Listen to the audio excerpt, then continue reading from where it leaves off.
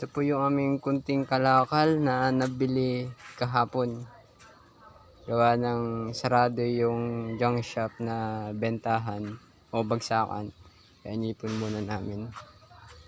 Ngayon, bibinta na namin ito mga kaibigan. No? Yan, nabili namin. May bakal, pero mas may sink.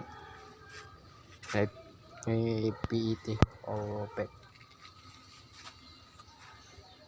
May karton pa. Tapos ngayon, kakarga na namin sa aking tricycle.